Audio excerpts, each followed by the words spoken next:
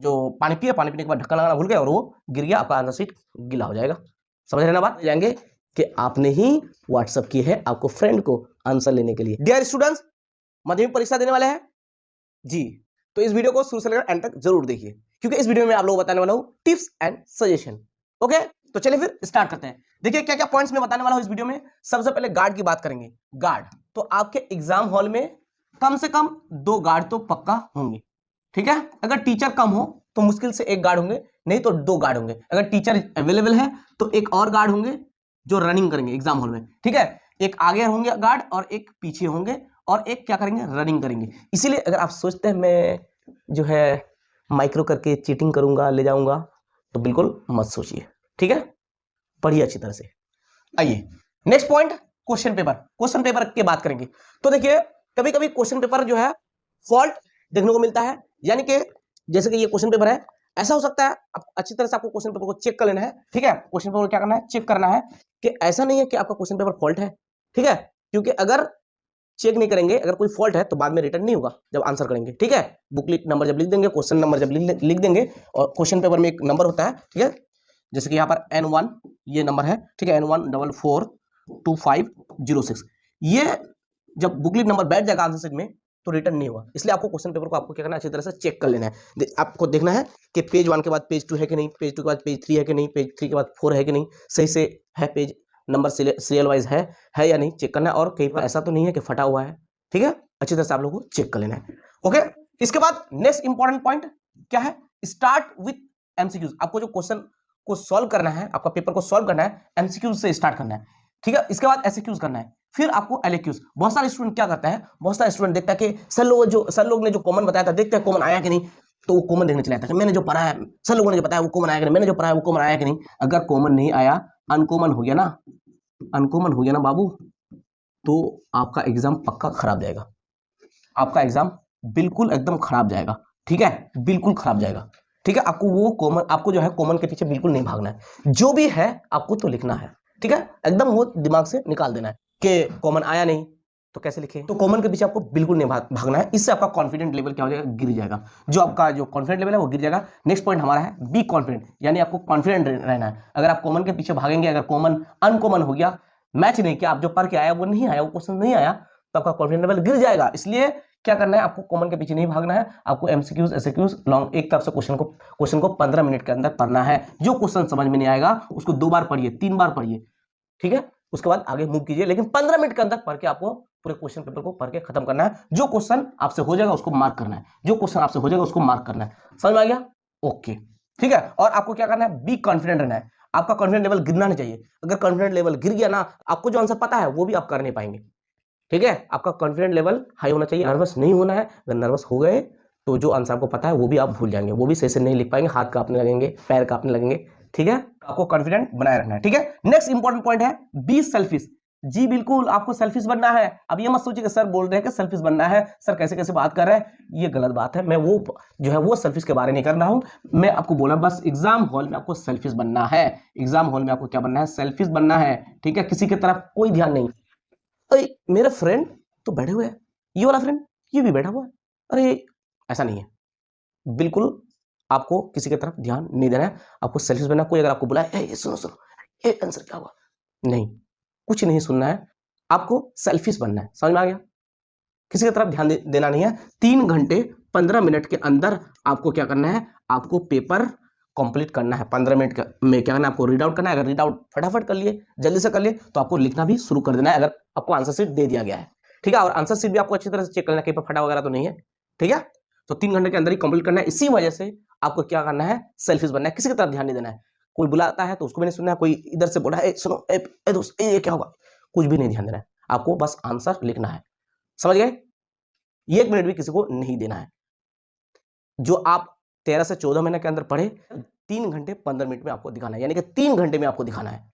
तो 1 मिनट किसी को नहीं देना है। समझ गए? सेल्फिश बनना है। चलिए इसके बाद वाटर बोतल, इंपॉर्टेंट पॉइंट है। बहुत सारे बच्चे कमेंट कर रहे हैं कि सर वाटर बोतल क्या ले जा सकते हैं हम लोग एग्जाम हॉल में? तो जी ले जा सकते हैं, लेकिन अगर वाटर बोतल में क्या है, स्टिकर लगा हुआ है, क्या लगा हुआ है, स्टिकर लगा हुआ है, तो ये नहीं चलेगा, ये आपको हटा देना पड़ेगा, ठीक है। ट्रांसपेरेंट चाहिए। कौन सा चाहिए? ट्रांसपेरेंट वाटर बोतल चाहिए। और एग्जाम हॉल में भी आपका वाटर बॉटल का क्या होगा, इंतजाम होगा। ठीक है, आप मांग सकते हैं कि सर मुझे पानी चाहिए, लेकिन आपका वाटर बॉटल को आप बेंच के ऊपर, टेबल के ऊपर, आपका जो बेंच है उसके ऊपर नहीं रखिएगा। अगर वाटर बॉटल का ढक्कन लगाना भूल गए और वो गिर जाए तो आपका आंसर शीट गीला हो जाएगा। आपको क्या करना है, वाटर बॉटल को आपको पैर के नीचे रखना है, यानी कि नीचे रखना है, आपको समझ में आ गया, फ्लोर पे रखना है। ठीक है, बेंच पे आपको बिल्कुल नहीं रखना है आपका वाटर बॉटल को। अगर लेके गए हैं या सर लोग दिए हैं, ऐसा हो सकता है कि टेंशन में क्या कर सकते हैं, जो पानी पिए, पानी पीने के बाद ढक्कन लगाना भूल गए और वो गिर गया, आपका आंसर शीट गीला हो जाएगा। समझ रहे ना बात? तो इसलिए वाटर बॉटल को नीचे रखिएगा। ठीक है, ओके। इसके बाद बच्चे लोग जो है कमेंट करें कि सर क्या वॉच हम लोग ले जा सकते हैं? जी बिल्कुल ले जा सकते हैं, माध्यमिक में वॉच ले जा सकते हैं, लेकिन स्मार्ट वॉच बिल्कुल नहीं ले जा सकते हैं। स्मार्ट वॉच या डिजिटल वॉच बिल्कुल नहीं ले जा सकते हैं। स्मार्ट या डिजिटल वॉच बिल्कुल नहीं ले जा सकता है। नॉर्मल वाला वॉच ले जा सकते हैं, जैसे कि आप यहाँ पर 12, 1, 2, 3, 4, ठीक है, नॉर्मल वाला ले जा सकता है, ये वाला वॉच ले जा सकता है। ठीक है, और आपके एग्जाम हॉल, एग्जाम सेंटर में जो है 1 से 1.5 घंटे पहले पहुंच जाना है, ताकि आप धीरे धीरे जाए, कोई टेंशन नहीं, आराम से जाए, आपका कॉन्फिडेंस बना हुआ रहेगा। अगर आप जल्दी जल्दी जाएंगे तो एक्सीडेंट होने का भी चांस है, इसलिए आप आराम से जाइएगा।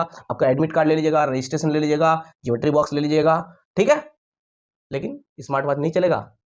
मोबाइल, मोबाइल बहुत सारा बच्चा बोल रहे हैं मोबाइल, सोच रहे हैं कि मोबाइल ले जाएंगे, मोबाइल ले जाएंगे, अरे मोबाइल ले जाएंगे, व्हाट्सअप करेंगे। जी बिल्कुल मोबाइल नहीं ले जा सकता है, मोबाइल नॉट अलाउड है, इलेक्ट्रॉनिक गैजेट अलाउ नहीं है। अगर ये पकड़ा गया ना तो एक्सपेल कर देगा। ठीक है, आपका एग्जाम खत्म हो जाएगा। ठीक है, मोबाइल फोन के बारे में सोचना ही नहीं है, मोबाइल फोन जो है जो है अलाउ नहीं है, ये बिल्कुल नहीं आपको ले जाना। अगर पकड़ा गया तो आपको एक्सपेल कर देगा। ठीक है, अब बहुत सारा बच्चा सोच रहा है कि मोबाइल चुप के ले जाऊंगा, व्हाट्सअप करूंगा। जी आपको मोबाइल नहीं ले जाने देंगे तो व्हाट्सअप कैसे करेंगे? ठीक है, मोबाइल लेकर चले गए, व्हाट्सअप करोगे। देखो देखो क्वेश्चन पेपर को अच्छी तरह से देखो। देखो हर पेज में क्या है, हर पेज में जो है क्यूआर कोड है, हर पेज में क्यूआर कोड है। तो ये क्यूआर कोड अगर फोटो क्लिक करेंगे तो क्यूआर कोड स्कैन हो जाएगा और क्यूआर कोड में आपका क्वेश्चन नंबर लिखा हुआ आएगा, क्वेश्चन नंबर आपका लिखा हुआ आएगा और आप पकड़े जाएंगे कि आपने ही व्हाट्सअप की है आपको फ्रेंड को आंसर लेने के लिए। क्या सोचता है कि व्हाट्सअप करेंगे, फ्रेंड को भेजेंगे, है ना, फोटो क्लिक करेंगे, व्हाट्सअप करेंगे, फ्रेंड को भेजेंगे और फ्रेंड हमको आंसर करके देंगे। इस ख्याल में मत रहिए, इस ख्याल में मत रहिए। ठीक है, हर जगह क्या है, हर पेज में क्यूआर कोड है, वो क्यूआर कोड आ जाएगा, स्कैन हो जाएगा और आपका नंबर, बुकलेट नंबर शो करा देगा कि आपने व्हाट्सअप किया है। ठीक है, तो इसलिए इसके बारे में सोचिए ही मत। अब क्वेश्चन पेपर नंबर, तो जो क्वेश्चन आपको देगा, बुकलेट नंबर होगा, क्वेश्चन पेपर नंबर होगा, उसको आपको अच्छी तरह से आपका आंसर शीट में फिल करना है। ठीक है, इसके बाद रोल नंबर, रोल नंबर को अच्छी तरह से आपको फिल करना है। Question number, roll number, roll अलग होता है, नंबर अलग होता है। ठीक है, तो रोल को रोल की जगह भरना है, नंबर को नंबर की जगह भरना है। क्लियर है? नेक्स्ट पॉइंट हमारा है क्या, देखिए रजिस्ट्रेशन नंबर, तो इसको आपको अच्छी तरह से फिल करना है। Registration number, roll number, question जो नंबर होता है, बुकलेट नंबर, ये तीनों बहुत ही ज्यादा इंपॉर्टेंट है। ठीक है, तो रजिस्ट्रेशन नंबर आपको अच्छी तरह से देख करके भरना है और चेक कर लेना है कि मैंने जो फिल किया, रजिस्ट्रेशन नंबर भरा, सही है या नहीं है। ठीक है, और सबसे इंपॉर्टेंट चीज है टाइम मैनेजमेंट। आपको टाइम अच्छी तरह से मैनेज करना होगा। ठीक है, क्योंकि आपको पूरे क्वेश्चंस का आंसर 3 घंटे 15 मिनट के अंदर ही कंप्लीट करना है। 15 मिनट में अच्छी तरह से क्वेश्चन पेपर को क्या करना है, रीड आउट करना है, अच्छी तरह से पढ़ लेना है। इसके बाद आपको 3 घंटे के अंदर पूरे क्वेश्चंस को सॉल्व करना है। इसलिए ज़्यादा बढ़ा चढ़ा के आंसर नहीं लिखिएगा, जितना रिक्वायरमेंट है उतना लिखिएगा, मार्क्स के हिसाब से लिखिएगा। ठीक है, अगर ज़्यादा बढ़ा चढ़ा के लिखेंगे तो टाइम मैनेज आपका नहीं होगा। ठीक है, तो आप रिक्वायरमेंट के हिसाब से आंसर लिखिएगा। ठीक है, जितना मार्क्स है उस हिसाब से लिखिएगा। पेपर बचाने के चक्कर में नहीं रहिएगा। आपको जो आंसर शीट मिलेगा उसमें ऑलमोस्ट 16 पेजेस होंगे। फर्स्ट पेज में जो है आपको अपना name, subject, registration number, roll number और बुकलेट नंबर लिखना है।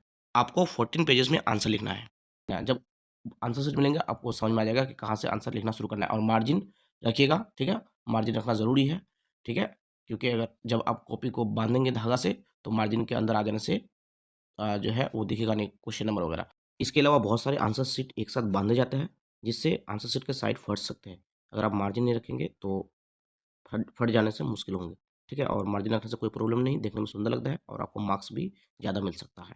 और एग्जाम हॉल में आपको एटीट्यूड नहीं दिखाना है। सर जो इंस्ट्रक्शन देंगे, यानी इन्विजिलेटर जो इंस्ट्रक्शन देंगे उसको फॉलो करना है। उसके अगेंस्ट जाने से इन्विजिलेटर यानी सर आपके आंसर शीट जमा ले सकते हैं। ठीक है, इससे आपका टाइम वेस्ट होगा। ठीक है, इसीलिए एटीट्यूड नहीं दिखाना है, सर के इंस्ट्रक्शन को फॉलो करना है, उसके अगेंस्ट बिल्कुल नहीं जाना है। ठीक है, और साथ में आपको वॉच लेके जाना है।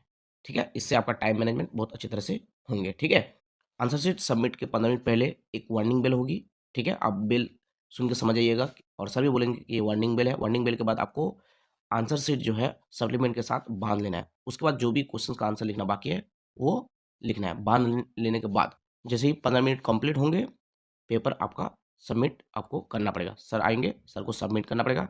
ऐसा नहीं है कि सर आपके लिए वेट करेंगे, आपको सर के लिए वेट करना होगा सबमिट करने के लिए। अगर आप कहेंगे सर रुकिए सर थोड़ा, सर प्लीज़ सर, तो सर ज़बरदस्ती आपके आंसर शीट लेने की कोशिश करेंगे। इससे क्या होगा, आपका आंसर शीट फट सकता है, जिससे प्रॉब्लम हो जाएगी। इसलिए आप रिस्पेक्ट के साथ जो है आंसर शीट सबमिट कीजिएगा, सर के लिए वेट कीजिएगा, ठीक है? सर आपके लिए वेट नहीं करेंगे। और आंसर शीट सबमिट करने के बाद आपके सारे डॉक्यूमेंट्स को कलेक्ट कर लेना है और उसको याद करके घर लेके आना है, नहीं तो नेक्स्ट बहुत बड़ी प्रॉब्लम हो जाएगी। Thank you so much, wish you all the best.